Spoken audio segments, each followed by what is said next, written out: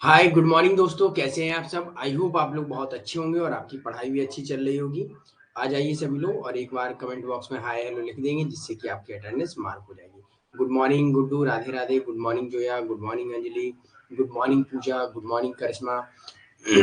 Good morning. चलिए आ जाइए सभी लोग, और कल की क्लास में अगर किसी भी स्टूडेंट का कोई भी डाउट हो तो पूछ सकता है। गुड मॉर्निंग करिश्मा। अच्छा, अभी एक ही करिश्मा आई है ना। चलिए, करिश्मा दो है, एक करिश्मा राजपूत है और एक करिश्मा नायक है ना। चलिए, करिश्मा फर्स्ट किए दे रहे हैं और करिश्मा सेकेंड। Good morning.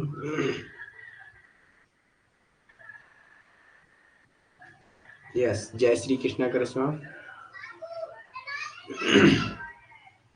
चलिए आ जाइए, मेरे फ़ोन में थोड़ा लॉगिन हो जाए आईडी, उसके बाद हम लोग क्लास स्टार्ट करेंगे। तो कल के सेशन में आपको किसी को कोई भी प्रॉब्लम हो तो बताइएगा। नोट्स अपलोड हो चुके हैं, जिनको आप लोग देख लीजिएगा। Okay, good morning Muniya.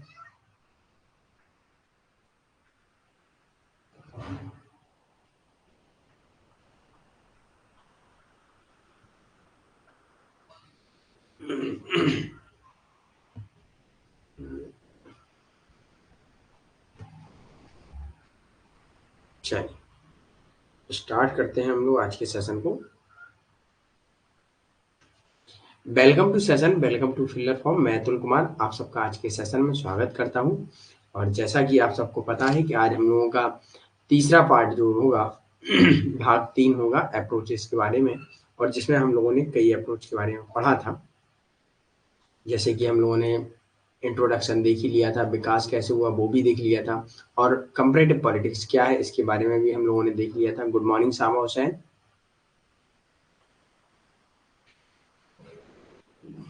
मौसम, good morning Priyanka, good morning मौसम। एंड मौसम, अब डाउनलोड के बारे में, नोट्स को डाउनलोड करने के बारे में हम क्लास के लास्ट में बताएंगे। ओके, पहले यहाँ पर अब देखेंगे, उसके बाद रखेंगे। Good morning Vishwajeet. ये हमने कुछ इंपॉर्टेंट पुस्तक देखी थी, जिस अप्रोच से रिलेटेड थिंकर है उनकी कुछ पुस्तक हैं, वो बहुत इंपॉर्टेंट है। डेविड ईस्टन का ब्लैक बॉक्स मॉडल या जनरल सिस्टम थ्योरी क्या है उसके बारे में भी हम लोगों ने देखा था। ये इस डायग्राम को हम लोगों ने समझा था, है ना। मैं ठीक हूँ विश्वजीत। और राजनीतिक व्यवस्थाओं की राजनीतिक क्रिया, पॉलिटिकल एक्शन क्या है, इनके बारे में भी हम लोगों ने आपको लोकल लैंग्वेज में समझाया था, लेकिन ये किताबी भाषा में है, जो आप लोगों ने पढ़ा होगा क्योंकि नोट्स मैंने कल ही अपलोड किए हैं। गुड मॉर्निंग कोमल। राजनीतिक सांस्कृतिक दृष्टिकोण को भी समझ लिया था हम लोगों ने, ग्रेवियल आलमंड के रूप में एंड लुसियन पाई के रूप में फादर ऑफ कल्चरल पॉलिटिक्स के बारे में हम लोगों ने देखा था। फादर ऑफ कल्चरल पॉलिटिक्स कौन है? चलिए आंसर कीजिए। फादर ऑफ कल्चरल पॉलिटिक्स मैंने बताया था।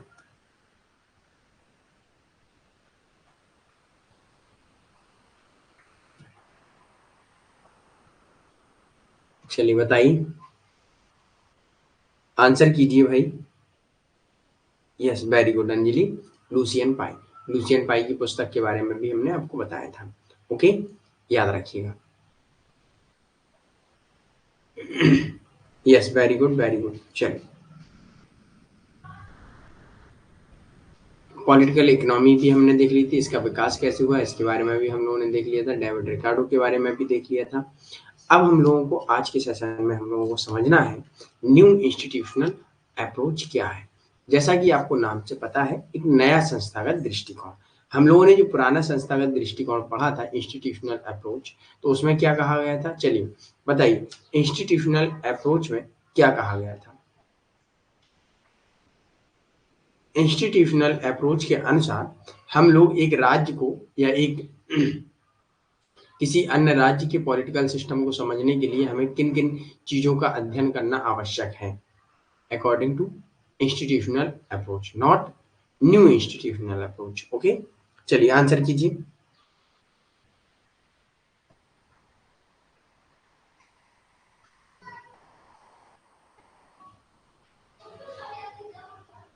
संस्था का अध्ययन, और विश्वजीत, मैंने एक क्वेश्चन पूछा है कि इंस्टीट्यूशनल अप्रोच के अनुसार हम एक राज्य के बारे में जानने के लिए या राज्य का अध्ययन करने के लिए किन-किन चीज़ों का अध्ययन करेंगे? चलिए आंसर कीजिए सभी लोग।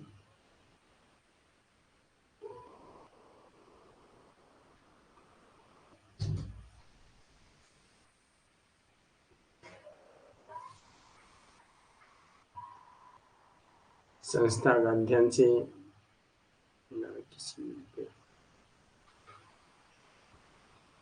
किसी देश के बारे में जानने के लिए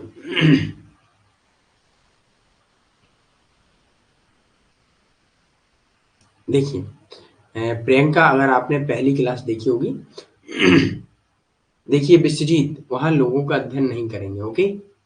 इंस्टीट्यूशनल अप्रोच में ओनली क्या ओनली लगा दीजिए, केवल इंस्टीट्यूशन का अध्ययन करेंगे, अर्थात संस्था का अध्ययन करेंगे, वहाँ व्यक्ति का अध्ययन नहीं करेंगे, ओके? ओनली संस्था, ओनली इंस्टीट्यूशन, ओके? केवल संस्थाओं का अध्ययन करेंगे और किसी प्रकार का हम व्यक्ति के मनोवैज्ञानिक का भी वो अध्ययन नहीं करेंगे, व्यक्ति के व्यवहार का अध्ययन नहीं करेंगे, हम व्यक्ति के बारे में अध्ययन वहाँ नहीं करते हैं। ओके, ये था संस्थागत अप्रोच में, दृष्टिकोण में। अब जो आता है न्यू संस्थागत दृष्टिकोण, क्योंकि संस्थागत दृष्टिकोण की आलोचना भी की थी रॉय मैक्रेडिस एंड डेविड ईस्टन ने। तब डेविड ईस्टन ने अपना जनरल सिस्टम थ्योरी दिया था। क्यों उन्होंने जनरल सिस्टम थ्योरी में क्या कहा था कि हमें व्यक्ति और संस्था दोनों का अध्ययन करना पड़ेगा, व्यक्ति के मनोवैज्ञानिक का भी अध्ययन करना पड़ेगा, कहा था। अब ये सारी चीजें हम लोगों ने देखी थी। उसके बाद क्या हुआ, एक जो आता है न्यू संस्थागत दृष्टिकोण। न्यू संस्थागत दृष्टिकोण क्या होगा, संस्था होगा, ओके व्यक्ति का अध्ययन नहीं होगा, ओके वेरी गुड। तो न्यू संस्थागत न्यू इंस्टीट्यूशनल अप्रोच में क्या होगा, वहाँ हम लोग इंस्टीट्यूशनल अप्रोच में क्या कर रहे थे, संस्थाओं का, और न्यू इंस्टीट्यूशनल अप्रोच में क्या होगा, राजनीति विज्ञान के अध्ययन में एक पद्धतिगत दृष्टिकोण है जो क्या करेगा, संयुक्त राज्य अमेरिका में स्टार्ट हुआ था। तो इस बात की बड़ी पड़ताल करता है कि कैसे संस्थागत संरचनाएं, नियम, मानदंड, रूल्स, नॉर्म, स्ट्रक्चर, है ना, उनका कल्चर की पसंद और कार्यों को बाधित करती है जब भी एक राजनीतिक संस्था का हिस्सा होते हैं। उन्होंने कहा उन्होंने क्या कहा, जब संयुक्त राज्य अमेरिका में संस्थाओं के बारे में देखा गया कि भाई वहाँ चीजें क्या ऐसी चीजें हैं जो बैरियर उत्पन्न कर रही हैं, बाधाएं उत्पन्न कर रही हैं।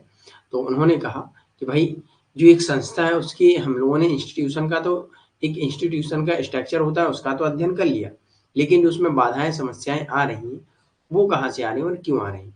तो उन्होंने कहा वहाँ जो नियम है, जो कानून है, लोगों के बीच अलग अलग संस्कृतियां हैं, उनमें सामंजस्य बढ़ाने के लिए या उनमें सामंजस्य करने के लिए हमें क्या अध्ययन करना पड़ेगा, संस्थाओं का भी अध्ययन करना पड़ेगा और व्यक्तियों का भी अध्ययन करना पड़ेगा, ओके? ये चीज याद रख लीजिएगा, न्यू संस्थागत दृष्टिकोण में किस किस का अध्ययन करना पड़ेगा, संस्था प्लस व्यक्ति, ओके, न्यू संस्थागत अप्रोच में। और वहां इंस्टीट्यूशनल अप्रोच संस्थागत दृष्टिकोण में क्या, ओनली संस्था, यहाँ व्यक्ति और ऐड हो गया। अब जब व्यक्ति और संस्था दोनों के बारे में हम लोग अध्ययन करेंगे तभी हमें क्या होंगी, चीजें एकदम क्लियर होंगी कि हमारे एक ऑर्गेनाइजेशन में या मान लीजिए सॉरी, या मान लीजिएगा हमारे इंस्टीट्यूशन में क्या समस्याएं आ रही, किस वजह से आ रही, तो उनका अध्ययन करने के लिए व्यक्ति का भी अध्ययन इम्पोर्टेंट है। यह दृष्टिकोण 1980 के आसपास अमेरिका में प्रभावी हुआ, अमेरिका में आया था, ओके। नया संस्थागत परंपरावादी विद्वानों के हितों को जोड़ने की कोशिश करता है। अब ये चीज देखिएगा, नया संस्थागत दृष्टिकोण क्या करता है, परंपरागत हितों को जोड़ने की बात करता है, मतलब व्यक्तियों के बारे में भी अध्ययन की बात करता है। और जो संस्थागत अप्रोच था वो किसी भी प्रकार का कोई अध्ययन नहीं करता है, किससे रिलेटेड, परंपरा से रिलेटेड अध्ययन नहीं करता है, ओके। वो सिर्फ संस्थाओं का अध्ययन करता है। क्लियर यहाँ तक, यहाँ तक सभी को क्लियर है? एक बार थम्स अप दीजिए, उसके बाद हम लोग आगे बढ़ेंगे।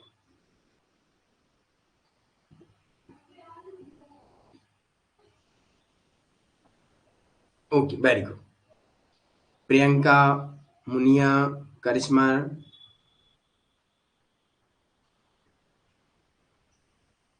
Yes yes, very good good, ठीक है, ये चीज याद रखिएगा।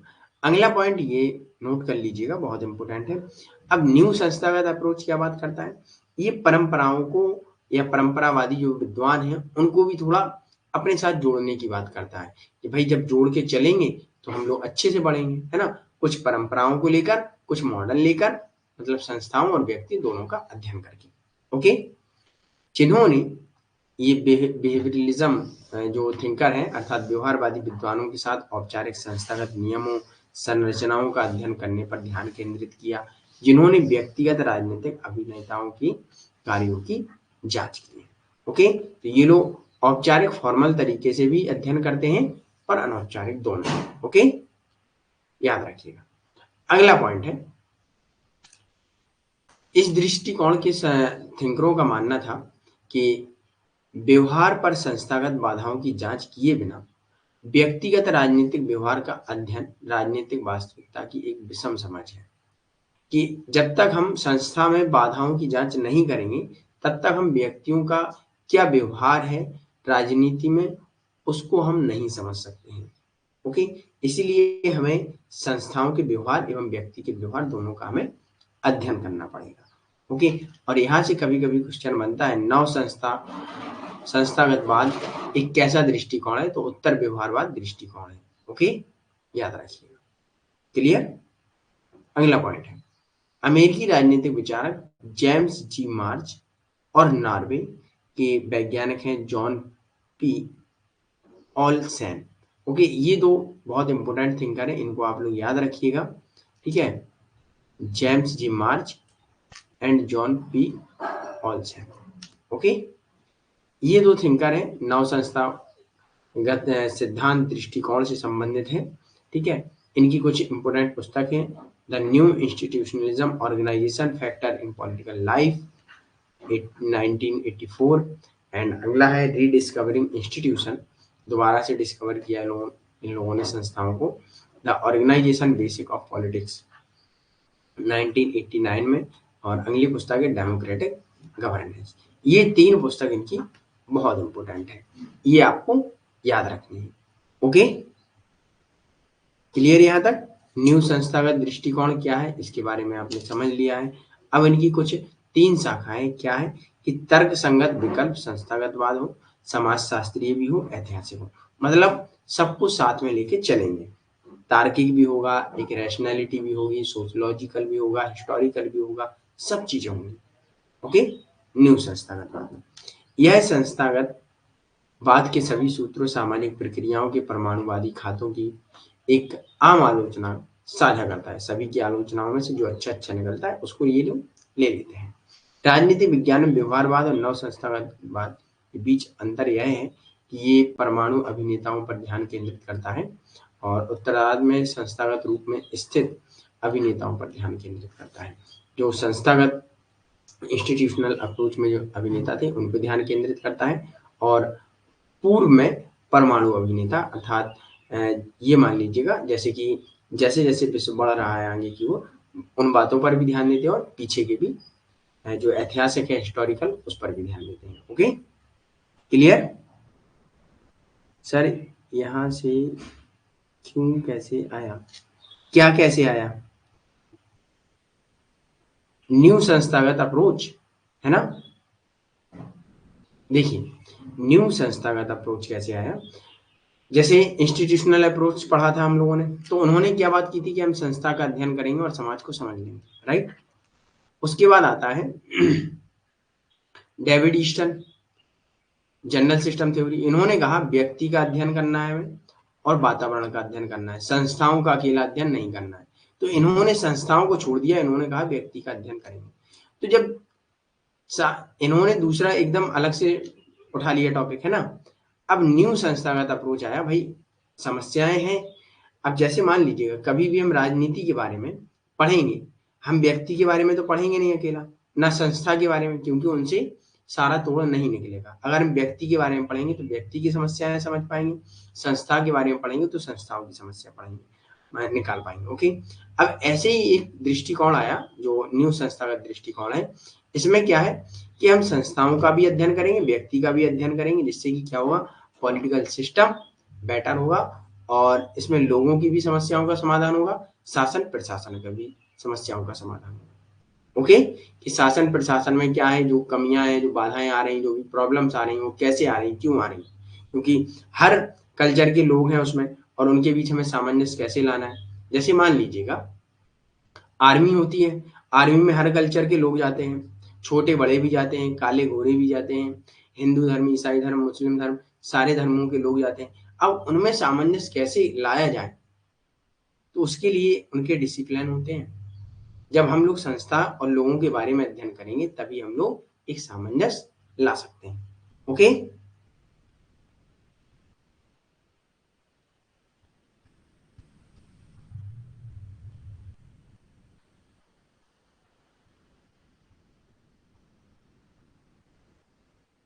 अच्छा, एग्जाम में कैसे क्वेश्चन आएंगे, यहाँ थिंकर का नाम याद रखिएगा, है ना, और इनकी 3 इंपोर्टेंट जो ब्रांचेस हैं उनको याद रखिएगा, बस और कुछ नहीं रखना।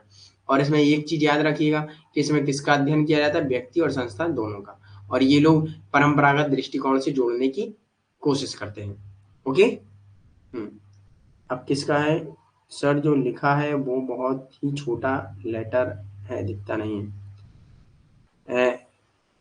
प्रियंका जी, आप उसका जो वीडियो क्वालिटी है उसे थोड़ा बढ़ा लीजिएगा तो आपको साफ साफ दिखने लगेगा। ओके, नहीं तो साइड में से आप चैट हटा दीजिएगा और आपको सारी चीजें क्लियर हो जाएंगी। ओके,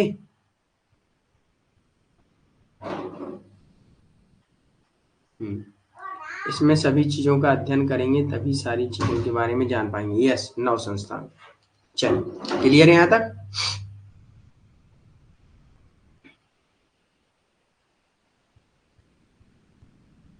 चलिए आगे बढ़ा जाए। ओके, अब आता है ग्रेवियल आलमंड का structure functional approach. Gabriel almond का जो संरचनात्मक, प्रक्रियात्मक या कार्यात्मक दृष्टिकोण है उसे हम लोग समझ लेते हैं। ये किसके अगेंस्ट आया, तो डेविड ईस्टन का जो मॉडल था, इनपुट आउटपुट या जनरल सिस्टम थ्योरी थी, उसके अगेंस्ट आया। तो इसे आपको याद रखना है कि किसके अगेंस्ट आया, डेविड ईस्टन के इनपुट आउटपुट या जनरल सिस्टम थ्योरी के अगेंस्ट आया। ओके, याद रखिएगा। अब इसमें क्या रखना है आपको याद, मान लीजिएगा जो जनरल सिस्टम थ्योरी थी, मानना क्या है, जो जनरल सिस्टम थ्योरी थी उसको थोड़ा और अच्छे से एक्सप्लेन करने के लिए ग्रेवियल आलमंड अपने स्ट्रक्चर फंक्शनल अप्रोच को लाए, उसमें जो कमियां थी उसको सही किया। तो इसे हम लोग थोड़ा समझते हैं। आलमंड की कुछ पुस्तक हैं, ये आपको याद रखना है, politics of developing areas, comparative politics और डेवलपमेंट अप्रोच, ये 2 पुस्तक आपको याद रखनी है। ओके, तो ग्रेवियल आलमंड ने 1956 में एक लेख लिखा था जिसमें उन्होंने कहा कि एक प्रणाली समावेशी अवधारणा है जो राजनीतिक निर्णय लेने के लिए प्रासंगिक सभी पैटर्न वाली क्रियाओं को शामिल करती है। यस, उसके विरोध में आया, इसे थोड़ा विस्तृत उन्होंने समझाया। ठीक है, डेविड ईस्टन का जो मॉडल था इनपुट आउटपुट, उसमें क्या था, उन्होंने थोड़ा ही ऊपर ऊपर समझाया, लेकिन ये थोड़े उसमें एक कदम आगे बढ़े, थोड़ा डीप में गए और उन्होंने समझाया। ओके, तो ये चीज समझ लीजिएगा थोड़ा, ग्रेवियल आलमंड के द्वारा कि समावेशी अवधारणा है जो राजनीतिक निर्णय लेने के लिए प्रासंगिक सभी पैटर्न वाली क्रियाओं को शामिल करती है। जो पॉलिटिकल सिस्टम है उसमें सभी पैटर्न आएंगे तभी हम लोग एक पॉलिटिकल सिस्टम को अच्छे से समझ सकते हैं और अच्छे से डिसीजन ले सकते हैं। ओके, उनके लिए प्रक्रिया की तुलना में प्रणाली अधिक महत्वपूर्ण थी, क्योंकि प्रणाली का तात्पर्य समग्रता है, मतलब होल, सबको लेकर चलना। ओके, प्रणाली अधिक महत्वपूर्ण है प्रक्रिया की तुलना में। एक प्रोसेस जो है, प्रोसेस के अलावा एक सिस्टम बहुत महत्वपूर्ण हो जाता है सभी को साथ, अर्थात समग्रता को लेकर चलने के लिए। ओके, टोटली बोला जाता है इसे, समग्रता मतलब सबको। अंतः क्रियाओं में समग्रता और स्थिरता के भीतर इकाइयों के बीच परस्पर क्रिया होती है, जिसे उन्होंने बदलते संतुलन के रूप में वर्णित किया है। अब आपने अगर ग्रेवियल आलमंड के बारे में हम लोगों ने स्टार्टिंग में पढ़ा था, सर आलमंड और आमंड अलग, देखिए, कभी-कभी आलमंड आ जाता है, कभी-कभी आमंड आ जाता है, कभी-कभी हिंदी में बादाम भी लिख के आ जाता है, ठीक है? तो नाम एक ही है, याद रखिएगा, ओके? कभी-कभी जीए आ जाता है, ग्रेवियल आलमंड, शॉर्ट में भी लिख के आ जाता है, नाम एक ही है। तो याद रखना है आपको, जब ग्रेवियल आलमंड के बारे में हमने आपको स्टार्टिंग में बताया था क्लास में, तो उसमें क्या बताया था? इन्होंने कहा था कि जो पॉलिटिकल सिस्टम है या पॉलिटिकल जीवन है, वो असंतुलित रहता है, कभी संतुलित नहीं रह सकता है। तो बदलते संतुलन के रूप में उन्होंने वर्गीकृत किया, वर्णित किया है कि भाई जैसे-जैसे परिस्थितियाँ बदलती हैं, उनके सॉल्यूशन भी ढूँढने चाहिए तुरंत, मतलब बदलती परिस्थितियों के अनुसार बदलते सॉल्यूशन, ओके? तो बादाम देखिए, अब हिंदी में आ गया बादाम, तो आलमंड कर लीजिएगा उसे, ओके? बादाम का काम है, जैसे कि विकासशील क्षेत्र की राजनीति 1959 में, उन्होंने, ये इनकी पुस्तक है, हिंदी में आपको लिख दी है, लेकिन कोशिश करिएगा इंग्लिश में ही याद करिएगा बुक को, ओके? चलिए आगे बढ़ते हैं। उन्होंने राजनीति प्रणाली के लक्षण बताए हैं, क्या लक्षण है, और राजनीतिक सभी राजनीतिक प्रणालियों में संरचनाएं होती हैं। संरचनाएं क्या होती हैं? पॉलिटिकल सिस्टम में संरचनाएं, स्ट्रक्चर होता है कि भाई कैसे क्या बना है, प्रेशर ग्रुप होते हैं, है ना, और इंटरेस्ट ग्रुप होते हैं, पॉलिटिकल पार्टी होती है, समाजीकरण, इनके बारे में हम लोग आगे चर्चा भी करेंगे। और अगला पॉइंट है, उन्होंने सभी में समान राजनीतिक कार्य किए जाते हैं। राजनीतिक कार्य हर एक पॉलिटिकल सिस्टम में किए जाते हैं, और हर एक पॉलिटिकल सिस्टम की एक संरचना भी होती है, मतलब राजनीतिक व्यवस्था की, ओके? वो कैसी व्यवस्था की रचना होती है उसके बारे में हम लोग आगे देखेंगे। अगला पॉइंट है, सभी राजनीतिक संरचनाएं बहुक्रियाशील होती हैं, अर्थात मल्टी फंक्शनल होती हैं, जिसमें अलग अलग क्रियाएं होती हैं, अलग अलग ग्रुप अलग अलग क्रियाएं करता है। और राजनीतिक प्रणाली में सांस्कृतिक अर्थों में मिश्रित होती है, कल्चरल में कल्चर मिक्स होता है, उनको भी हम लोग देखेंगे, ओके? तो ये उनके लक्षण हैं, ये चीज याद रखिएगा। क्या है ये? कि पॉलिटिकल सिस्टम के लक्षण पूछ लेंगे यहाँ से, कि ग्रेवियल आलमंड द्वारा कैरेक्टरिस्टिक ऑफ पॉलिटिकल सिस्टम कौन कौन से हैं या कौन से नहीं है, तो याद रखिएगा, all political system have structure, सभी राजनीतिक प्रणालियां संरचनाएं या संरचनात्मक होती हैं। The same political function are perform in all political system, सभी जो राजनीतिक प्रणालियां हैं, राजनीतिक व्यवस्थाएं हैं, उनमें राजनीतिक कार्य समान होते हैं। All political structure and multifunctional, बहुक्रियावादी होते हैं, ये चीजें सब याद रखिएगा, ओके?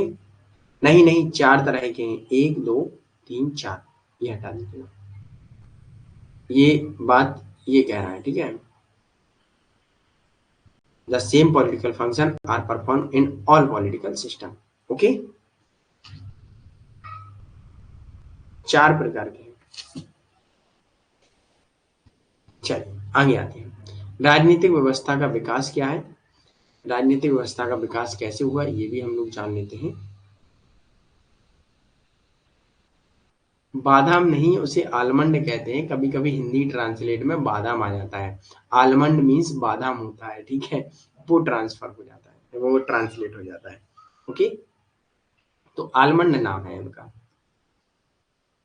अगला पॉइंट है, राजनीतिक व्यवस्था का विकास कैसे हुआ, उसको हम देख लेते हैं। राजनीतिक व्यवस्थाओं को आधुनिक एवं परंपरागत रूप से प्रस्तुत किया जाता है विकसित और अविकसित एवं औद्योगिक एवं कृषि प्रधान क्षेत्रों में।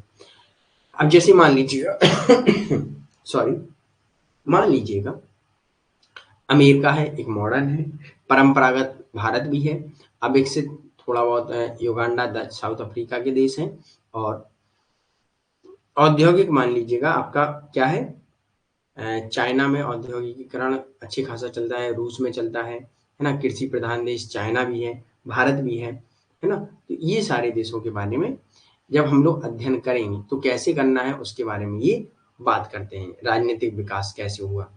2 मिनट रुकिएगा, मेरी आईडी लॉग आउट हो गई है, लॉग इन कर लेते हैं।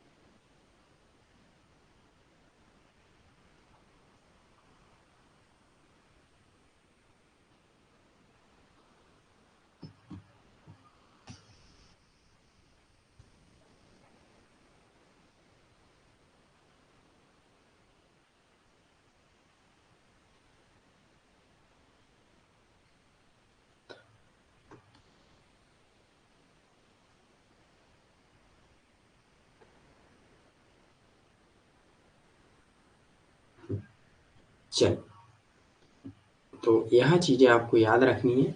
जैसे हम किसी भी देश के विकास या व्यवस्था के बारे में अध्ययन करते हैं, तो हर प्रकार की व्यवस्थाओं के बारे में अध्ययन किया जाता है। ओके, अगला पॉइंट है राजनीतिक प्रणाली अर्थात पॉलिटिकल सिस्टम के चरणों के माध्यम से विकास हुई है। एक माध्यम होता है जिसके धीरे धीरे विकास हुआ है। जैसे भारत है, कृषि प्रधान देश है ना, और धीरे धीरे हम लोग डिजिटल भी हो रहे हैं। तो एक चरण वही चरण हम लोग विकास करते हैं। ओके, जैसे जैसे पॉलिटिकल सिस्टम राजनीतिक प्रणालियां विकास के उच्च चरण पहुंचती हैं, संरचनाएं और अधिक विभेदित होती जाती हैं। अब देखा जाए तो हम लोग जैसे जैसे विकास के चरण में ऊंचे होते जाते हैं, तो वैसे ही स्ट्रक्चर एक कठिन होता जाता है, लेकिन और विविधताएं भी हो जाती हैं और सरल भी हो जाता है। जैसे हम लोग पहले क्या था, पहले कुछ नहीं था। जब चीजें ऑफलाइन थी, तब आपको अपने सर्टिफिकेट बनवाने के लिए ऑफलाइन जाना पड़ता था। जाएंगे, फिर पैसे लगेंगे। आज के टाइम क्या है, ऑनलाइन करिएगा, 30 रुपए लगते हैं, खत्म। पहले क्या होता था, 200-300 लग जाते थे, और कई टाइम तक फॉर्म भरे हैं, हो सकता है बने या ना बने। आज के टाइम में तुरंत है चीजें, 7 या 15 दिन में आपके पास सर्टिफिकेट जनरेट होके आ जाता है। चलिए, अगला बादाम ने, सर ये यूनिट से बुक थिंकर और क्या स्टोरी। देखिए, थिंकर बुक्स एंड अभी आपको कंपैरेटिव में पढ़ाया जाएगा, इलेक्टोरल सिस्टम, वो सारी चीजें हम लोग देखेंगे। कई सारा सिलेबस है, सिलेबस डाउनलोड कर लीजिएगा, उसे देख लीजिएगा। ओके, हाँ, पहले क्या होता था, पेपर में होता था, और वो समय, उसमें क्या होता था, जब पेपर में होता था वोटिंग सिस्टम, समय भी ज़्यादा लगता था। और क्या होता था, वोटिंग के टाइम जब काउंटिंग होती थी, तो तब भी उसमें समय लगता था, और उसमें आपका भ्रष्टाचार भी ज़्यादा हो जाता था। पहले उन डिब्बों में स्याही डाल दी जाती थी, जिससे कि सारे वोट वो इनवैलिड हो जाते थे।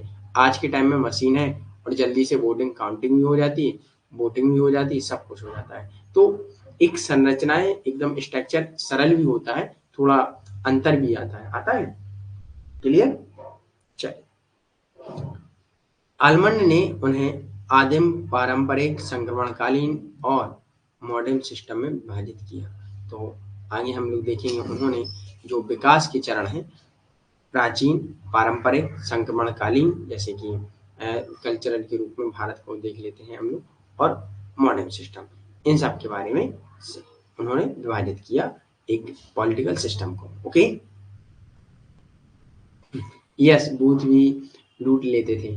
चलिए, अब ये डायग्राम थोड़ा देख लीजिएगा आलमंड के बारे में, ये बहुत इंपॉर्टेंट है। ओके, ये समझ में आ रहा है आपको? पहले मैं अपने आप को थोड़ा ऑफ कर देता हूँ। ओके,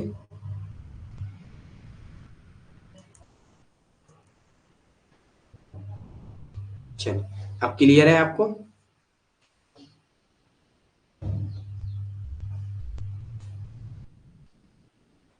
यहाँ चीजें क्लियर है आपको? अब आपको ये डायग्राम आपको समझ में आ रहा होगा। चलिए, तो यहाँ एनवायरमेंट क्या है, सेम एनवायरमेंट क्या है, वही है, क्या है, जो हम लोगों ने डेविड ईस्टन में पढ़ा है। ठीक है, अब डेविड ईस्टन में क्या था, ये सारी चीजें इनपुट में दे दी थी, यहाँ प्रोसेस हो रही थी, और ये आउटपुट में था। बस इन्होंने उसी चीज को थोड़ा एक्सप्लेन कर दिया। एक्सप्लेन कैसे कर दिया, उसे हम लोग देख लेते हैं। इन्होंने इनपुट में कहा कि पॉलिटिकल सोशलिज्म होता है पहले, सोशलाइजेशन, समाजीकरण एंड रिक्रूटमेंट, राजनीतिक भर्ती पहले, फिर इंटरेस्ट आर्टिकुलेशन, फिर इंटरेस्ट एग्रीगेशन, फिर पॉलिटिकल कम्युनिकेशन।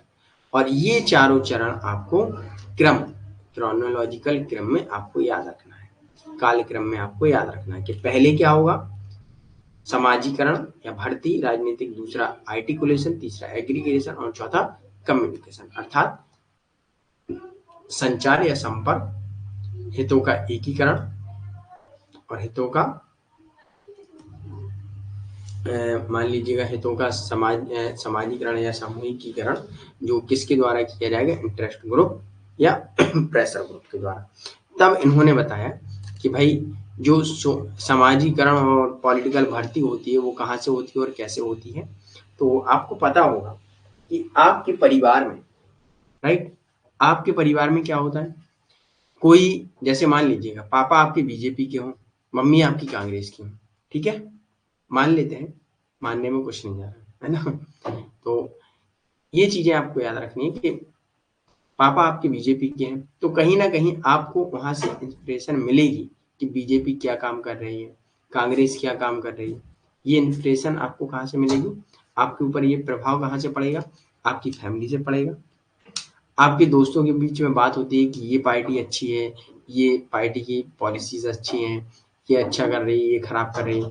तो जब आपका फ्रेंड सर्किल होता है, आपके पास पड़ोस होते हैं, आपके एजुकेशनल इंस्टीट्यूट होते हैं, तो वहां से कहीं ना कहीं आपके ऊपर राजनीति का प्रभाव पड़ना स्टार्ट हो जाता है कि नहीं।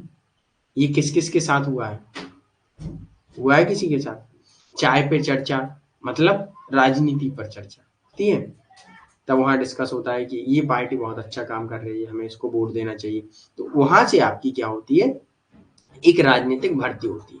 तब आप एक पॉलिटिकल पार्टी का सपोर्ट करते हैं और एक पार्टी का विरोध करते हैं। ओके, है ना, एक का समर्थन और एक का विरोध करते हैं। तो वहां से आपकी राजनीतिक भर्ती होती है, फिर आप चुन लेते हैं हमें किस पार्टी को ज्वाइन करना है। ओके, यही समाजीकरण होता है, यही भर्ती होती है। क्लियर?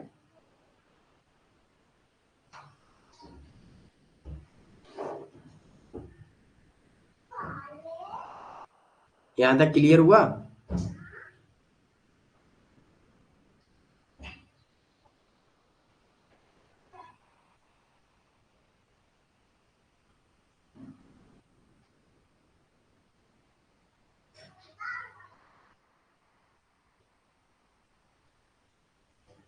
Okay, very good. चलिए, अब इंटरेस्ट आर्टिकुलेशन, मतलब आपके जो हित हैं उनका एकीकरण होता है। एकीकरण कैसे होता है, एकीकरण समझ लीजिएगा। आपने मान लीजिएगा, सर एक बार फिर से बता दीजिएगा, क्या कर रहे थे आप विश्वजीत, जब मैं क्लास में समझा रहा था तब क्या कर रहे थे? चलिए समझा देते हैं। आपके परिवार में आपके मम्मी पापा किस पार्टी से संबंधित हैं, विश्वजीत एंड प्रियंका? चलिए बताइए, आप लोग किस पार्टी को सपोर्ट करते हैं, जल्दी से आंसर दीजिए।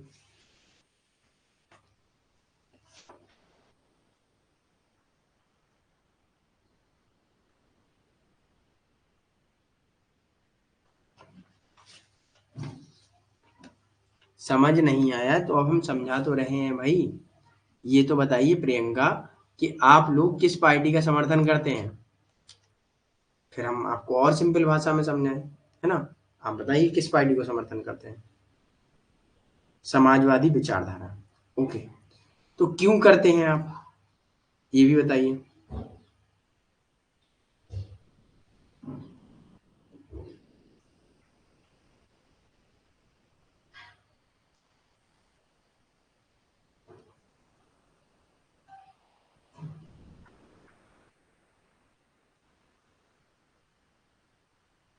बताइए, सभी लोगों के हित के लिए। ओके, चलिए समझ लीजिएगा थोड़ा। मान लीजिएगा आपने किसी पार्टी का समर्थन किया, क्यों किया, क्योंकि आपने उसके बारे में जाना और उसके अच्छे अच्छे कार्य देखे, इसलिए आपने समर्थन किया। समाजवादी पार्टी सभी का हित के लिए आपने कहा, अच्छी बात है, सभी धर्मों के हित के लिए, ठीक है, अच्छी बात है, आपने किया। तो आपके ऊपर प्रभाव पड़ा उस चीज का, प्रभाव पड़ा, और आपने उस पार्टी को कब ज्वाइन कर लिया ये आपको पता ही नहीं, और आपने ज्वाइन कब किया, जब आपने आपकी फैमिली में बात हुई कि भाई पार्टी ऐसी ये वाली अच्छी है, आपके ऊपर प्रभाव आपकी फैमिली का पड़ा, आपके दोस्तों का पड़ा, आपकी एजुकेशन इंस्टीट्यूशन का पड़ा, नाइबरहुड पड़ोसियों का पड़ा कि ये पार्टी बहुत अच्छी है, हम इसका समर्थन करेंगे, है ना। तो ये आपकी जो भर्ती हुई है वो राजनीतिक भर्ती हुई है, सामाजिक या राजनीति का समाजीकरण कहा जाता है। हिंदी में इसे नोट कर लीजिएगा, राजनीति का समाजीकरण।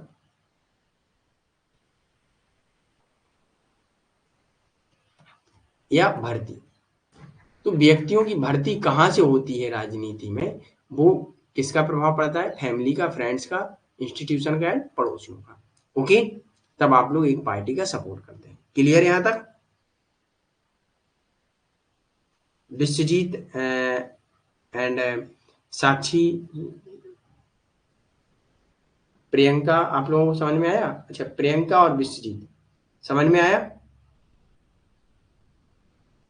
हाँ, जिस पार्टी का आपके ऊपर प्रभाव पड़ता है या इंस्पायर होते हैं, तो उस पार्टी में आप लोग शामिल हो जाते हैं। होता है?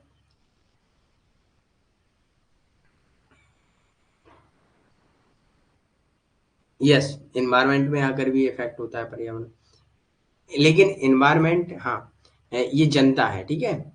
चल, जैसा एनवायरनमेंट होगा वैसा आपका सपोर्ट होगा। प्रियंका शर्मा आपको आया समझ में? मिस प्रियंका शर्मा,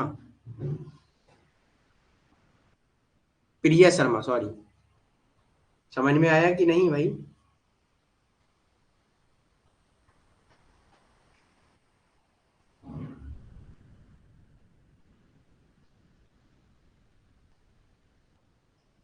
जल्दी से बताइए, फिर आगे बढ़ा जाए, है ना। ओके, चलिए। अब अगला पॉइंट आता है इंटरेस्ट आर्टिकुलेशन, मतलब जो आपका हित है या रुचि है उसका व्यक्तीकरण। अब व्यक्त मतलब कोई भी अपने रुचि या हित को व्यक्त कैसे करेगा? जैसे मान लीजिएगा इंटरेस्ट ग्रुप होते हैं और प्रेशर ग्रुप होते हैं। इंटरेस्ट जो हित समूह होते हैं और प्रेशर दबाव समूह होते हैं, वो क्या करते हैं, जैसे मान लीजिएगा आप सबका आप सबने व्यक्त किया है कि हमें राजनीति में थोड़ा एनवायरमेंट, मतलब पर्यावरण, जो हरियाली पर्यावरण है उसके बारे में बात कर रहे हैं, जो हमारा बहुत जो मतलब प्रकृति वाला पर्यावरण। ओके, उसके बारे में हम लोगों ने कहा pressure group and interest group में कि भाई कोई भी राजनीति हमारे लिए वन बचाओ या फिर पेड़ पौधों को बचाओ एक अभियान चलाए, तो उसे हम लोगों ने अपनी इच्छा, अपना हित व्यक्त किया कि वन बचाओ के लिए कोई नीति आनी चाहिए। तो उसके लिए क्या होता है, हम लोगों के अब जो हित हैं, जैसे मान लीजिएगा हमारा हित है कि छात्रों के लिए अच्छा, मतलब हमने अपना हित, अपनी रुचि व्यक्त की है कि छात्रों के लिए कुछ लाइब्रेरीज मोहल्लों में फ्री करा दी जाए या नगर निगम में या फिर नगर पालिका में फ्री करा दी जाए। तो क्या होगा, लाइब्रेरी अब हमारी ये, हमने अपनी रुचि व्यक्त की, तो इसके बारे में मुद्दा कौन उठाएगा, इंटरेस्ट ग्रुप होंगे, प्रेशर ग्रुप होंगे। वो किस पर प्रेशर डालेंगे, पॉलिटिकल पार्टी के ऊपर प्रेशर डालेंगे। तब पॉलिटिकल पार्टी क्या करेगी, अब जो हमारी हम लोगों ने व्यक्त किया था कि छात्रों के लिए लाइब्रेरी होगी, तब वो हमारी रुचि जो हम लोगों ने व्यक्त करी थी उसका एकत्रीकरण होगी। एकत्रीकरण मतलब इकट्ठा करेंगे। जैसे छात्रों की मान लीजिएगा लाइब्रेरी के लिए मुद्दा उठाया, और लेडीज ने अपनी सुरक्षा के लिए मुद्दा उठाया, किसान ने अपनी सुविधाओं के लिए मुद्दा उठाया कि हमारी आय दुगनी होनी चाहिए, है ना। वृद्धा जो बूढ़े लोग हैं, ओल्ड एज हैं, उन्होंने अपनी पेंशन के लिए मुद्दा उठाया। तो इन सारे मुद्दों को व्यक्त कौन करता है, इंटरेस्ट ग्रुप या प्रेशर ग्रुप। और इन सारे मुद्दों को इकट्ठा करके अच्छे से कौन लाता है, पॉलिटिकल पार्टी। Okay, clear? इन सबको लाता कौन है, पॉलिटिकल पार्टी। ठीक है, क्लियर है यहाँ तक? इंटरेस्ट ग्रुप और प्रेशर ग्रुप को थोड़ा क्लियर कर दीजिए। अच्छा, ठीक है, ये हो गया क्लियर। ओके गुड्डू, तो इंटरेस्ट ग्रुप क्या होता है, समझाना है कि गुड्डू रेजर करना था, क्या करना था, ये भी बता दीजिए। तो इंटरेस्ट ग्रुप जो हित समूह होते हैं और प्रेशर ग्रुप जो दबाव समूह होते हैं। ओके, और ये समूह हम लोग जब पढ़ेंगे आगे, तो ये समूह कभी भी राजनीति में भाग नहीं लेते हैं, ये सिर्फ सरकार के ऊपर दबाव डालते हैं। जैसे कि हित समूह और दबाव समूह क्या होते हैं, एक लेबर यूनियन बन गया, ये क्या है, प्रेशर ग्रुप है, सरकार पर दबाव डालता है कि हमारी मांगे पूरी करें। एक छात्र संगठन बन गया, सरकार के ऊपर क्या डालता है, दबाव डालता है कि हमारी मांगे पूरी करें। महिलाओं का संगठन बन गया, मजदूरों का संगठन बन गया, व्यापारियों का संगठन बन गया। होता है? जैसे आप लोग अगर कैंपस गए हों, ठीक है, कैंपस में पढ़े हों अपने कॉलेज में, तो वहाँ आपके जो प्रोफेसर होंगे उनका एक ग्रुप होता है, ठीक है, ग्रुप होता है, वो अपनी मांगों के लिए अपने प्रोक्टर या मान लीजिए अपने बीसी पर दबाव डालते हैं कि हमारी ये मांगे हैं वो पूरी करें, है ना, क्लियर। ये लोग कभी राजनीति में भाग नहीं लेते हैं। अब राजनीति में भाग कौन लेते हैं? Political party. तो ये लोग दबाव किस पे डालते हैं? पॉलिटिकल पार्टी के ऊपर, क्योंकि पॉलिटिकल पार्टी ही हमारे हितों का एकत्रीकरण करके, मतलब इकट्ठा करके उनके बारे में सोचेगी, अध्ययन करेगी और आगे जाके डिसीजन लेगी, पॉलिसी बनाएगी। छात्रों के लिए लाइब्रेरी, तब वहाँ एक वो कानून पास करेगी, फिर वहाँ से आपके लिए अनुदान आएगा कि भाई हाँ लाइब्रेरी बनना है ना। तो ये चीज याद रखना है कि सबसे पहले समाजीकरण होता है, उसके बाद हितों का क्या होता है? व्यक्तिकरण होता है, रुचि व्यक्तिकरण, फिर उसके बाद क्या होता है? हितों का एकत्रीकरण होता है। ओके, मतलब इकट्ठा करना। सर हित समूह ही दबाव समूह है, मांग पूरी होने के बाद ये लोग साइड हो जाते हैं। यस, हित समूह दबाव समूह एक ही है, ठीक है। चलिए अब आता है मास मीडिया। मास मीडिया अर्थात टीवी का प्रचार है, पैम्पलेट है, पोस्टर है, ये क्या करते हैं? पॉलिटिकल कम्युनिकेशन, राजनीतिक प्रचार या राजनीतिक संचार करते हैं। अब जैसे कि हम लोगों से सरकार कैसे मिलती जुलती है? आपके घर आके तो मिलती नहीं है, किसी भी प्रेशर ग्रुप से जाके तो मिलती नहीं है, टीवी में आके वो कह देंगे कि भाई हाँ हमने आपकी मांग मान ली है, तो वहां से मास मीडिया द्वारा क्या होता है? संचार। तो अब यहाँ एक चीज याद रखना है, यहाँ से 2-3 प्रकार से क्वेश्चन बनेंगे। कैसे बनेंगे? कि मास मीडिया किससे संबंधित है? मैच द फॉलोइंग बना देंगे तो पॉलिटिकल कम्युनिकेशन है। पॉलिटिकल पार्टी किससे संबंधित है? इंटरेस्ट एग्रीगेशन से। Interest group pressure group, interest articulation, family friend education institute neighbourhood, ये किससे? Political socialism, sorry socialization and recruitment, समाजीकरण है, भर्ती। तो ये चीजें आपको याद रखनी है और इसी क्रम में याद रखेंगे, क्योंकि यहाँ क्रम भी पूछ लेते हैं कि पहले कौन आता है, फिर दूसरे, पहले नंबर पे ये, दूसरे पे ये, तीसरे नंबर पे ये, चौथे पर ये, क्रम भी याद रखना है, ठीक है। और अगला पॉइंट ऐसे आ जाएगा, क्वेश्चन पूछ लेंगे कि ग्रेवियल आलमंड का जो मॉडल है वो डेविड ईस्टन के मॉडल के अनुसार इनपुट में ग्रेवियल आलमंड ने क्या क्या दिया है? तो इनपुट में ये सारी चीजें हैं, ओके। तो इन्होंने बताया है ग्रेवियल आलमंड ने कि जितने भी पॉलिटिकल सिस्टम हैं उनमें ये सारी व्यवस्थाएं हैं, सभी में ये सामान्य व्यवस्थाएं हैं, ओके, क्लियर। ये चीज समझ में आई आपको? एक बार थम्स अप दीजिए, उसके बाद हम लोग आगे बढ़ेंगे।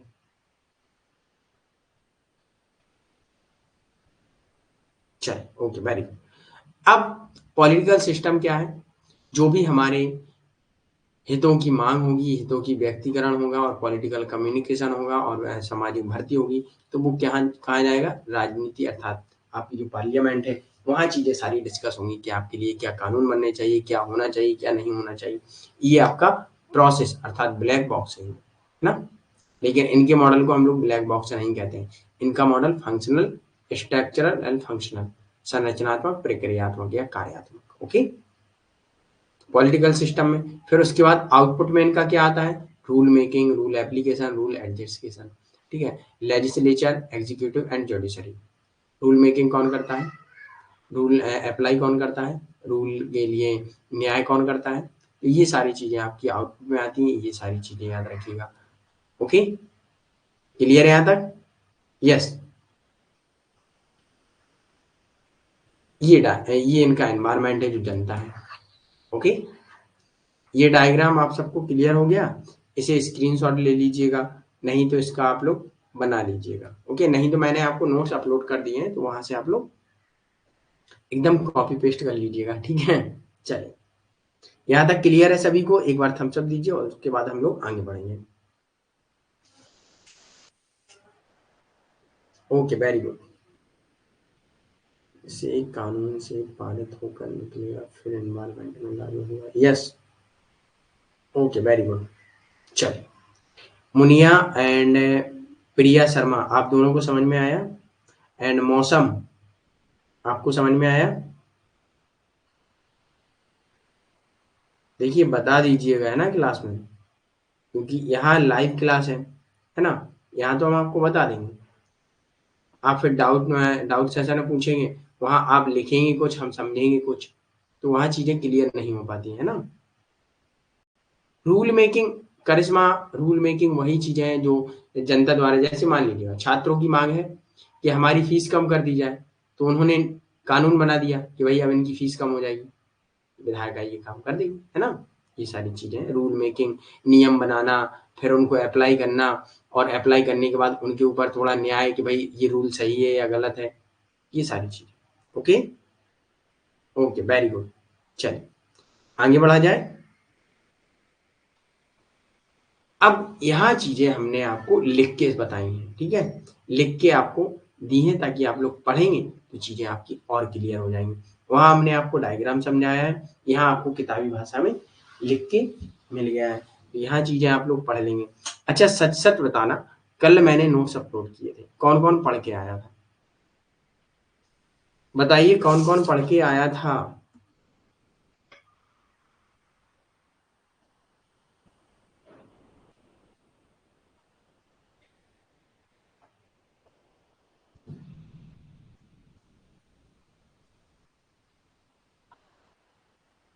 कोमल, यस, रात को रीड किया था। Okay, very good sir. हमें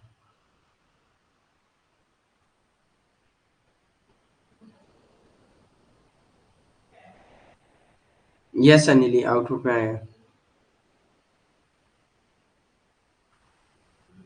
देखिए करिश्मा, इनपुट आउटपुट में जनता और गवर्नमेंट नहीं आएगी।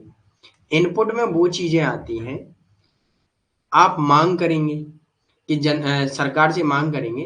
जैसे मान लीजिएगा, आप आप अपनी फैमिली में आपने पैसे की मांग की, तो वो आपका इनपुट हुआ। इनपुट किसके लिए हुआ? कि आपने अपने पापा से या मम्मी से पैसे मांगे, तो आपने इनपुट दिया कि हमें पैसे चाहिए, ठीक है? मम्मी या पापा ने जवाब दिया, जो जवाब दिया मम्मी पापा ने कि पैसे देंगे या नहीं देंगे, वो आउटपुट में निकल के आता है, ठीक है? क्लियर? तो ऐसे ही सरकार में होता है, क्या होता है कि आपने मांग की कि ऐसे कानून बनने चाहिए जिससे कि छात्रों का हित हो, तो सरकार ने वो चीज़ें इनपुट में ली, और इनपुट में लेके उनका प्रोसेस किया अपने पार्लियामेंट में, वहाँ कानून और डिस्कस किया कि इस पर कानून बनना चाहिए, तो आउटपुट में निकल के कानून आएँगे, रूल बनेंगे, नियम बनेंगे, उसे हम रूल मेकिंग कहते हैं। ओके? रूल बना देंगे जिससे कि आपको सारी चीज़ें, आपको कानून मिल जाएगा, आपको सुविधाएँ मिलेंगी, फिर आप जाके फीडबैक देंगे कि कानून अच्छे हैं या खराब है ना? क्लियर? हाँ, अब किसका कन्फ्यूज़न है?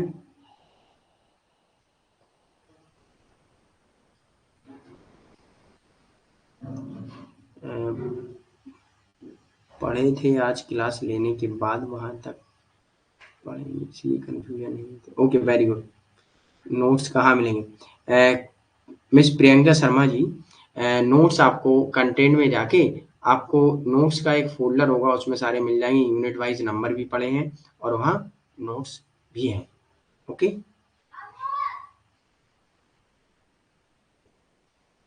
सर समझ में तो आ गया है। ओके, वेरी गुड करिश्मा। सर मेरा तबीयत बहुत ही ज़्यादा खराब है। अ, ओके विश्वजीत, पहले आप स्वास्थ्य को अच्छा करिएगा, ठीक करिएगा, टेक केयर, और उसके बाद पढ़ाई पे ध्यान दीजिएगा। पहले स्वास्थ्य इम्पोर्टेंट है, ठीक है? अगर आप स्वस्थ नहीं रहेंगे तो पढ़ाई आपकी नहीं हो पाएगी, और स्वास्थ्य का आप लोगों को विशेष ख़्याल रखना है, क्योंकि आप लोगों का बहुत ज़्यादा नुकसान हो सकता है, अगर थोड़ा ही बहुत आपकी तबीयत खराब हुई, ठीक है? तो ख़्याल रखिएगा अपना विश्वजीत।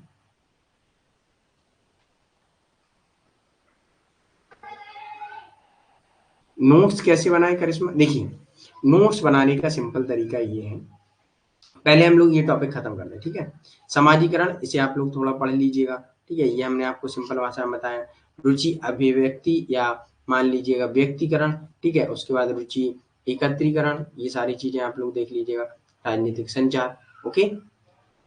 अब एक चीज़, इन इनपुट बैरियर को 3 आउटपुट बैरियर में अनुवादित किया गया है। जो इनपुट है उनको आउटपुट में, नियम निर्माण, नियम आवेदन, नियम अधिकरण, ये सारी चीज़ें हमने आपको सिंपल भाषा में बताई, यहाँ थोड़ा पढ़ लीजिएगा। ओके? तो यहाँ तक अब आपको चीज़ें क्लियर होंगी, ठीक है। अब कोई भी डाउट होगा तो डाउट सेशन में पूछ लीजिएगा, अभी भी पूछ लीजिएगा।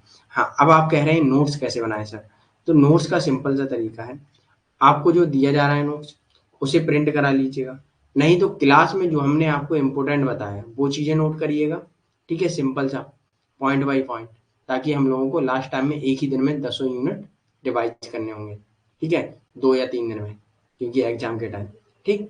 और नोट्स बनाने का तरीका, जो चीज़ें आपको कठिन लग रही हैं वो नोट करिएगा, जो चीज़ें आपको समझ में आ रही हैं वो अपनी भाषा में लिख लीजिएगा और उनको बार बार रिवाइज करते रहिएगा। रिवाइज करने के साथ आप लोग क्वेश्चन लगाना अभी से स्टार्ट कर दीजिएगा, ठीक है। जो यूनिट कंप्लीट हो गया उसका क्वेश्चन लगाइएगा, जितने ज़्यादा से ज़्यादा क्वेश्चन लगाएंगे उतना रिवीजन होगा, उतने डाउट क्लियर होंगे, और डाउट जो भी आता है आप हमें शेयर करिएगा व्हाट्सएप पर, तो उस पर हम लोग क्लियर कर देंगे। ओके, ये तरीका है। पीडीएफ सेव तो होती नहीं सर, कॉपी कैसे निकालें? मौसम पीडीएफ सेव होती है, डाउनलोड होती है और प्रिंट आउट निकलते हैं उसके, ठीक है, तो निकलवा सकते हैं, क्योंकि बाकी स्टूडेंट सारे निकलवाते हैं। नियम आवेदन के बाद लास्ट में क्या है सर हिंदी में? नियम आवेदन के बाद नियम वो है नियम अधिनिर्णय, मतलब जो हम लोग इसमें क्या करते हैं, नियम अधिनिर्णय में मान लीजिएगा हमने कोई कानून बनाया, ठीक है, अब कानून सही है या गलत है उसके बारे में कौन देखेगा? न्यायपालिका देखेगी। ओके, ये न्यायपालिका द्वारा काम किया जा सकता है। ओके, नियम अधिनिर्णय। लाइव क्लास में ही नोट बनाते हैं चलें? यस, लाइव क्लास में ही नोट्स बनाते चले, ताकि इससे क्या होगा, देखिए आप 1 आवर देते हैं, 1 आवर में अगर आप यहाँ सुन के अकेले चले जाएंगे और बाद में नोट्स बनाएंगे तो नहीं बना पाएंगे। अगर आपके पास टाइम है तो पहले क्लास देख लीजिएगा, उसके बाद नोट्स बना लीजिएगा, नहीं तो अगर आपकी स्पीड अच्छी है तो हमारे साथ साथ नोट्स बनाते चलिएगा। Okay, clear? Sir youth competition के पेपर लगाने के लिए बुक पॉलिटिकल साइंस की भी आती है? यस, पॉलिटिकल साइंस की आती है, पीडीएफ सेव होती है, आप डाउनलोड करके किसी भी व्हाट्सएप में दिलवा सकते हैं। ओके, पीडीएफ सेव होती है। चलिए, तो यहाँ तक चीजें आपको क्लियर है सभी को?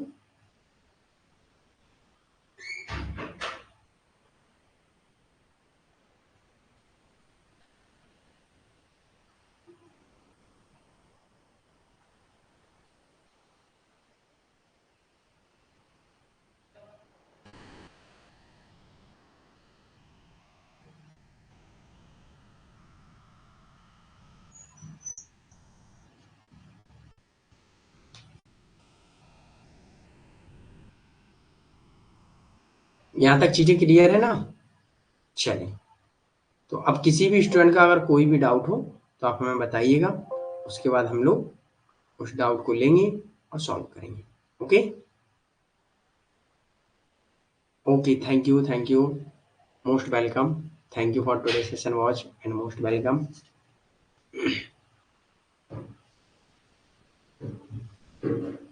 आज का सेशन अच्छा लगा, थैंक यू करिश्मा। देखिए स्टार्टिंग में हर चीज कठिन लगती है, ठीक है, जब मिर्च का अचार खाते हैं तो स्टार्टिंग में कड़वा तो लगता ही है, जब धीरे धीरे खाने लगते हैं फिर मजा आता है।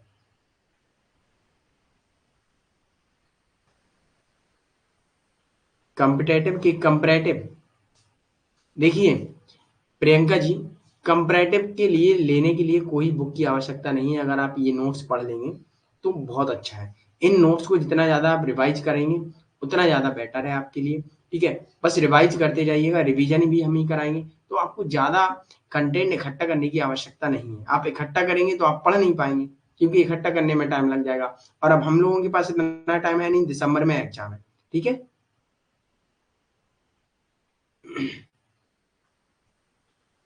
पीवाईक्यू के लिए देखिए यूथ कंपटीशन का ले लीजिएगा, हिंदी मीडियम है तो आप, ठीक है, first paper second paper youth का आता है, अच्छा आता है।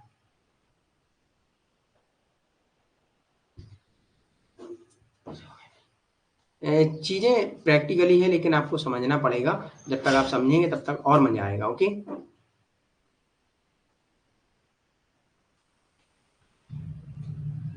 अरे प्रियंका देखिए, मेरा सिर्फ उद्देश्य ये है, अगर आप लोग सक्सेस हो जाते हैं, ठीक है, नेट जेआरएफ हो जाए, वही मेरे लिए गिफ्ट है आप सबका, है ना, गाइड करना मेरा काम है, मैंने आपको किया, ठीक है। आपको निर्मला मेरे बारे में कह रही है। देखिए स्टार्टिंग में तो मुझे भी कठिन लगता था, ठीक है? लेकिन धीरे-धीरे क्या हुआ, मैंने पढ़ा और फिर धीरे-धीरे चीज़ें क्या होती हैं जब आप बार-बार रिवाइज़ करते हैं, तो आपको चीज़ें रट जाती हैं, ठीक है? और जैसे ही आप लोग पढ़ेंगे और पढ़ाएँगे तो चीज़ें आपको क्लियर हो जाएँगी, ठीक है? कभी-कभी मुझे कोई क्लास लेनी होती है, तो मुझे उस क्लास को स्टार्टिंग में पढ़ने की आवश्यकता नहीं होती है और कई-कई क्लास में पहले से थोड़ा तैयार करना पड़ता है, फिर उसके बाद पढ़ाते हैं। तो चीज़ें आ जाती हैं धीरे-धीरे, ओके? और कभी-कभी स्वयं के एग्ज़ाम्पल भी आप लोग बनाने स्टार्ट कर देंगे, जब चीज़ें आपको क्लियर हो जाएँगी।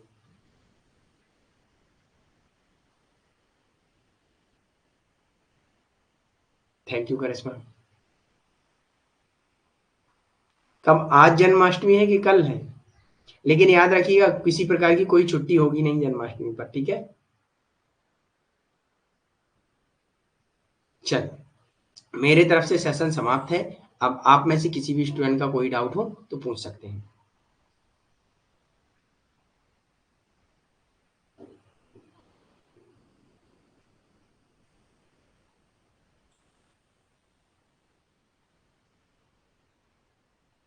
हाँ, कोई छुट्टी नहीं। चलिए, हैप्पी जन्माष्टमी आपको प्रियंका जी। तो वही केक मिलेगा है ना आज तो? चलिए अच्छा है।